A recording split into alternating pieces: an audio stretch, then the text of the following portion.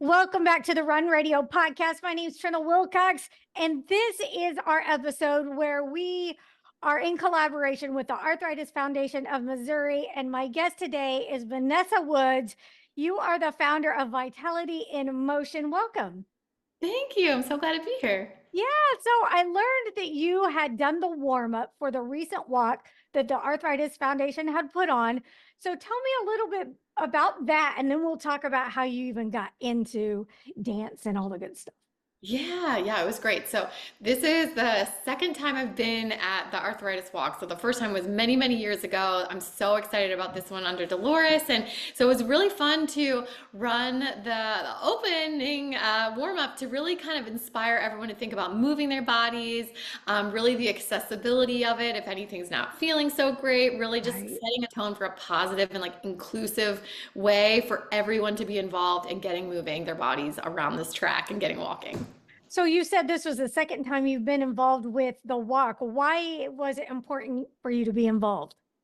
Yeah, it's a really important cause. I am coming from a dance background. And Right. so, movement is super important just to like my core being. And then anything that can help other people to live a better life through movement is something that's just very near and dear to my heart and part of my mission of my organization. So I love to be able to partner with the Arthritis Foundation to really help get everyone accessibly moving in creative and fun ways.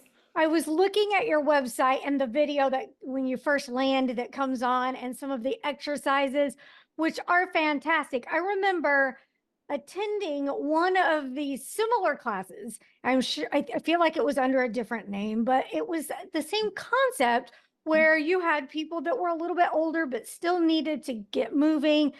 And I went through those exercises and I was like, we should all be doing these. They were things that you all, just to move, make sure you can tie your shoes, make sure you can turn and look over your shoulder, which can get more challenging as we get older. So as a dancer, what made it important for you to specifically focus in on making sure this was accessible to the older population as well? Yeah, well, it could have also been us because we used to operate under Vitality Ballet. That's our old name. Oh, It could have okay. been us. But so one of the things I just think is like so important for me is like being a dancer, you are exposed to like a lot of different populations, but you're kind of really, you're the one that's on the stage and the people are watching. And so I really like the idea of kind of like bridging the gap between having art as just like a performance aspect, which is of course my favorite thing to do as a dancer, like performing. But I wanted to be able to make it more accessible so that people didn't have to just feel like it was something they could watch, but something that they could really partake in and really benefit from. So the accessibility factor is something really important to me. And my mom is an occupational therapist. And so I grew Okay. up with like her really talking about her patients and maybe what they were going through and ways that she was helping them. And so really it was like so core to who Yeah. I am of hearing my mom like talk about that. And so we collaborated with coming up with this idea of like, oh, dance and Yeah. mobility and moving. So what are some of the things that you do offer? I thought I saw like some water aerobics and things like that. What are some of the different styles of classes that you teach? Yeah, so like our most popular class is our Dancing Through the Decades class, and that's a class that is like it's kind of like jazz, modern dance, musical theater, tap. We have some ballroom. It's different styles of dance that are adapted to be really done for the audience that we're with. So for example, if the group is a sedentary group and we're going to be sitting in a chair, maybe a wheelchair, maybe they have walkers, maybe just mobility issues where it's just really uncomfortable to be standing, we have classes prepared for them that they can do entirely from a seated position. But we come up with creative and unique choreography, all done by professional dance instructors to create like an experience that's really integrating the arts into the exercise so that it's not just kind of like boring repetitive movement, right? Like we Right, can right. kind of get like, I don't know, I get so bored if I'm doing just the same thing over and over. Yeah, So it's a way to kind of stimulate the brain and the body working together. And then of course the music component, which as a yes, dancer, like, everyone connects with music, right? So you right. put on fantastic music that's really tapping into memories of the generation that we're working with. And Hmm. then it's like this amazing kind of double play of like music and movement and everything comes together. Oh, wow. That sounds really fantastic. All the senses, all the stimulations, all the necessary things. What are some of your younger age groups? How young do you teach? Yeah. So my other company is called Vitality Ballet. They used to Oh, be, we okay. switch around some of our branding here so that we can Okay. target a lot of different audiences so that it's really accessible to the different people, different markets. And our Vitality Ballet works with people anywhere from their 20s all the way up through, we have people in their 70s. And that's a real, actually, ballet classes. So we love ballet, of course, being a former Yeah. ballerina. That's like my first love. So that is where we really make ballet very accessible to a wide audience. So people from their 20s up through their 70s, everyone can dance and everyone can benefit. So those classes are available to really make the beautiful ballet exercises, the posture, the mobility, the flexibility, but in a gentle way that everyone can be a part of.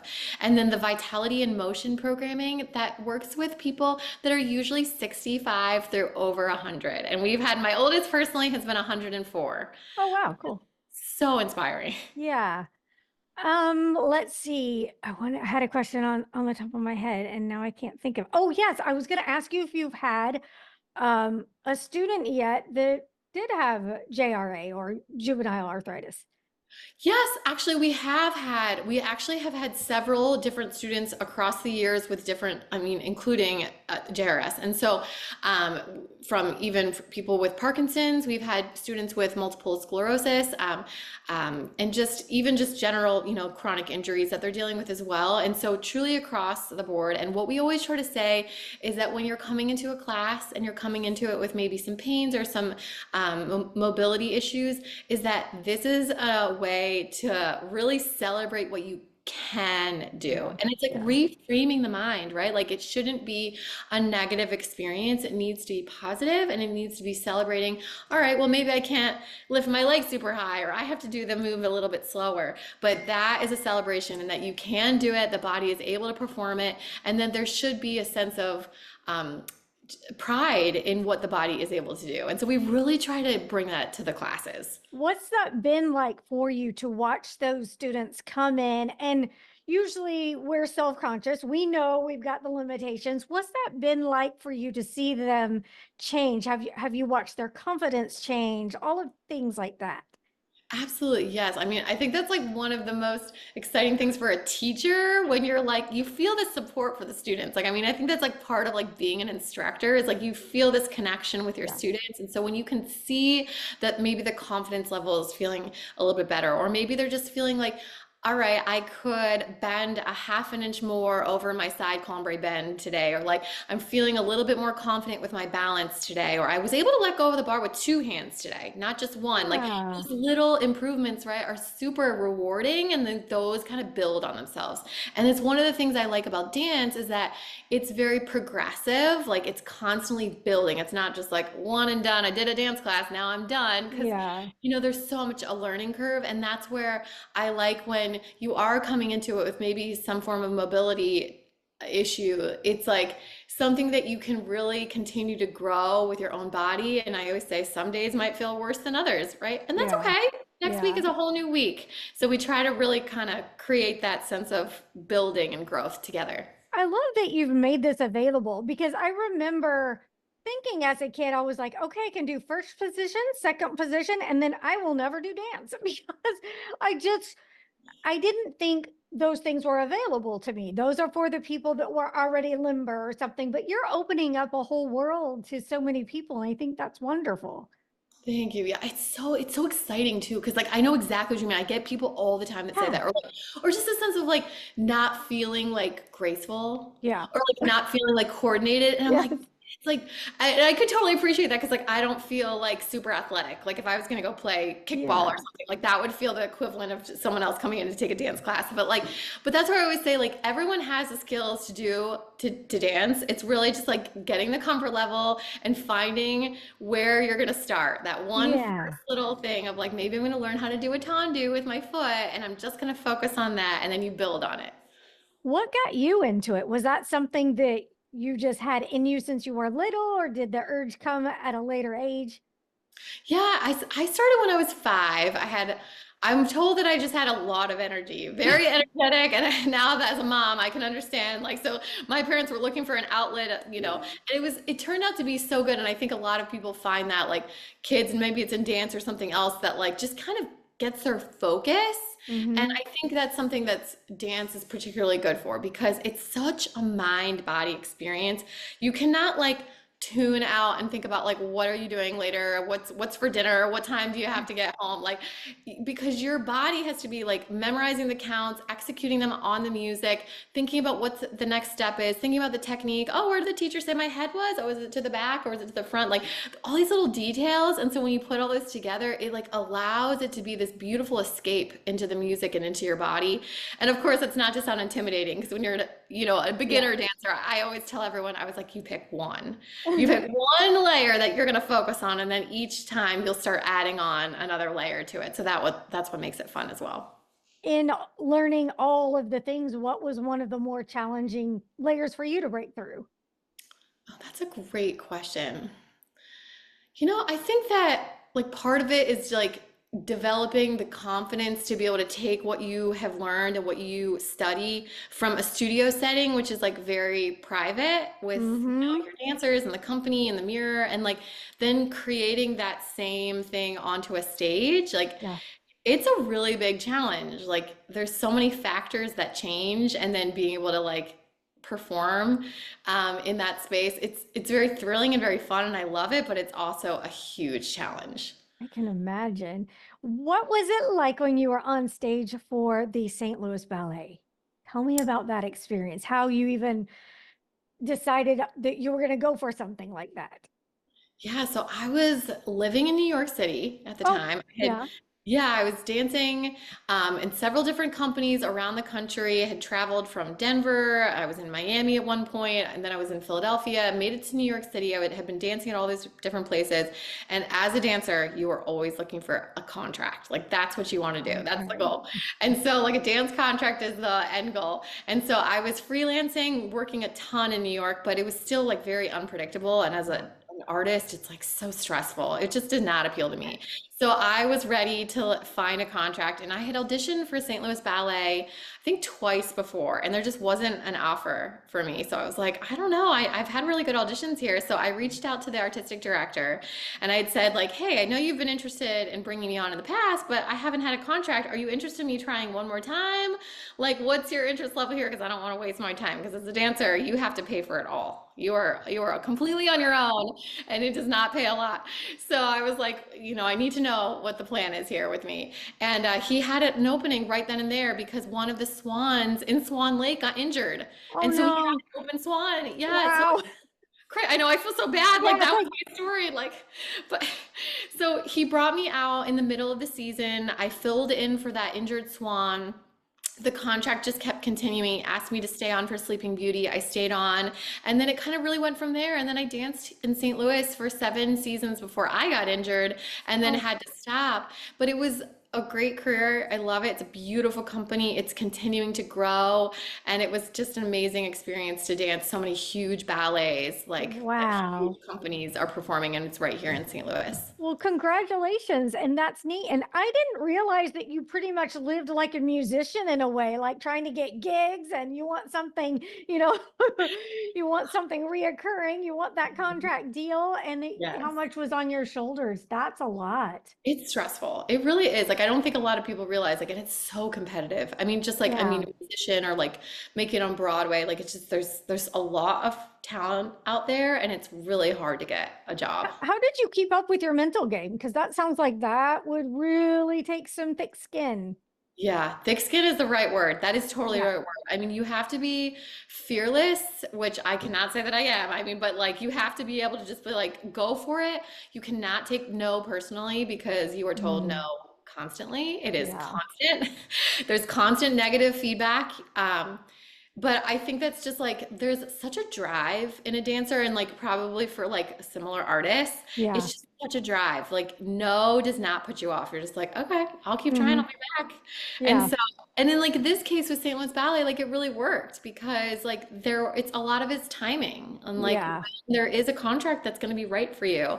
So it's a tough life. I always think, oh man, would I wish this on my kids? I don't know. Yeah. Yeah. Well, what about your injury? Talk about that a little bit and how you're doing with that. Are you recovered completely?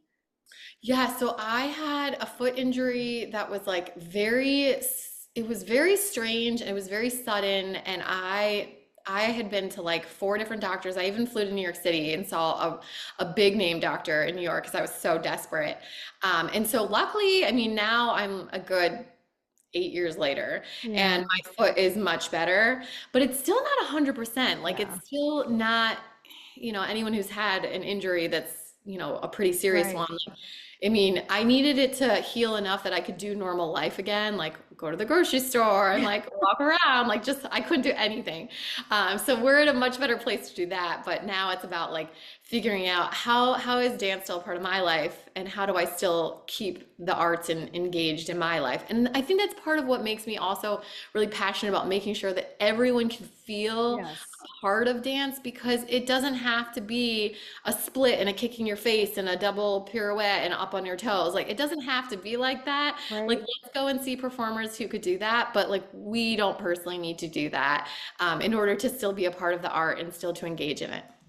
The biggest relationship with people with, a chronic condition and what you went through is that you feel like something's taken away from you and you're trying to figure out how to navigate through life with it looking different. So, was that easy for you to do?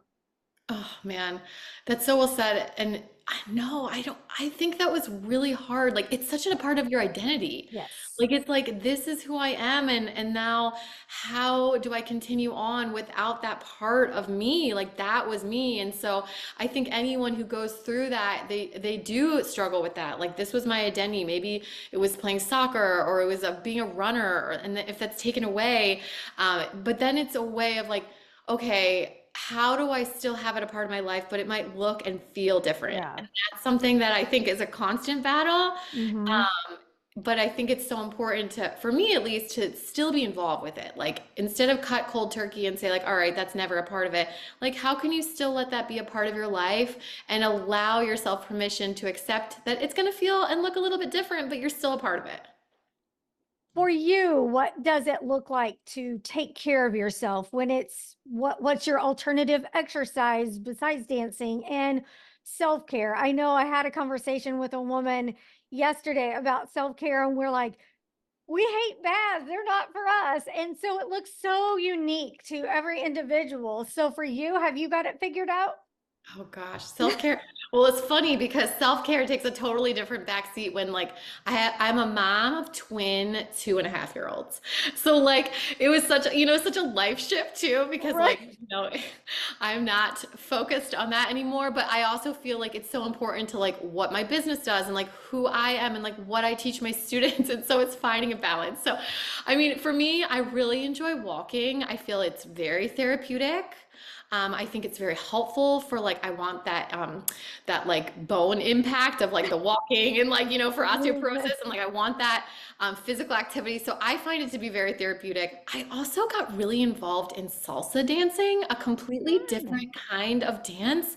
yeah. But for me, I think having a different style of dance that I could become involved with and evolve my own self as a dancer still allowed me to be finding and tapping into that sense of I'm a dancer, but then having it look and feel completely different and using a totally different skill set. So that's for me but been part of my self-care of like allowing myself to go Yeah. off and be part of Good. this other style. Good. Let's go back to the walk again a little bit. So, for people that have never been to a walk or an event where there is a warm up, can you kind of set the scene and tell somebody kind of what it's like and what they could expect? Yeah, absolutely. So if you're going to a walk, I definitely recommend the Arthritis Foundation walk. It's a lot of fun. So everyone will be there in the beginning. You're going to see lots of different people, all different walks of life, which is super fun. Everyone's walking around and kind of meeting some of the other different booths. They're all great. They have lots of little trinkets and fun little snacks. And then you'll start to see they'll call you on over and it comes over to the stage and everyone kind of comes over. And I remember saying to everyone, like, don't worry, I'm not going to bite. Like, don't be nervous because everyone's a little nervous about, like, oh no, what are we going to do? But then everyone comes on over. And then I like to start just nice and smooth with like shoulder rotations. A big thing that I think we miss as a society, myself included, is we do so much sitting throughout our day, right? Like that's just kind of our life here.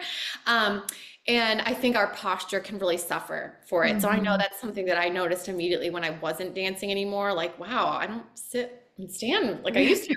So I always like to think about that first in a warm up, that we can really all tap into our tallest posture with our shoulders back, find our breath so it's really connected to our body, and then start some of our stretching and more aerobic activities from there before we get off onto the walk. Very nice. I had another question before we go. Oh, do you think you will return to dancing professionally, or is that something that been there, done that, and you're doing other things now? Oh, such a good question. Well, if in my past life, I would say that I would finish my dance career and then I would go on to Broadway. That would have been my Right? plan. All right. That Yeah. would have been my goal. But no, so in professional dance, here's the thing. So once you have an injury and you've been off for like maybe a season, maybe 2 seasons, like if you're lucky, you really are kind of done. Like Oh, it's sad, but like and I don't want to make a blanket statement because there's certainly dancers that yeah. have like overcome, but my body couldn't sustain it. It actually wasn't able to. Like we worked with our trainers, my physical therapist and I got really close with this because I Mm. was with them all the time. And it's not only a physical challenge, it's a mental challenge. So for me, it's kind of like I will never be able to achieve the same level of professional dance, but I'll always keep dancing in my life. Oh, good. That's the part I like to hear. That's good. Do you feel content with that, or are you still working on that? Or does it depend on the day, maybe? Yeah, it's a really good question. I think when I'm watching dance and I'm like there in the audience and I'm like seeing it, Yeah. I'm thinking like, no, I'm going up there. Nothing can stop me. Like Move. I'm not ready. Yeah, like that's my part. I gotta get back up there. Yeah. So I feel like that might be, and maybe that's something like I would be so curious if other artists and like athletes feel the same. Like I do feel content that this is what my mission was supposed Yeah. to be. This is where I'm supposed to be. But I definitely, I mean, I would love to go back to dancing, but Yeah. I know that that's just that ship has sailed, but now I'll be cheering for all the upcoming professional dancers out And there. you never know, whatever will be, will be. But I am so glad that you shared your story, your vulnerability, and what you're doing to make it accessible for other people and to still keep it in your life, and how you have to adapt just like anybody with a chronic condition has to adapt. We're all just learning. And so I'm very thankful that you're sharing and participating with the Arthritis Foundation of Missouri, because they have so many great resources for people that are often lost and don't know where to go to either connect with other families that they're trying to take care of or their own selves. So thank you very much for that. I appreciate it. Oh, absolutely. I totally would love it. And if anyone wants any help or resource about how they can bring dance to their life, please reach out. I'm always happy to help connect and be a facilitator and through the arts. Yes, go ahead and throw out your website too, just so people know. Yeah. If you visit www.vitalityinmotion.com, you can send a message there. And then vitalityballet.com has weekly 3 time a week accessible live ballet classes available every single week going on for everyone to come to. So we have wonderful resources to connect everyone to dance. Thanks so much, Vanessa Woods. I appreciate your time. This has been really fun. Thank you, everybody, for listening, following along, and be sure you connect with the Arthritis Foundation of Missouri. And you can always find out more at runradio.net.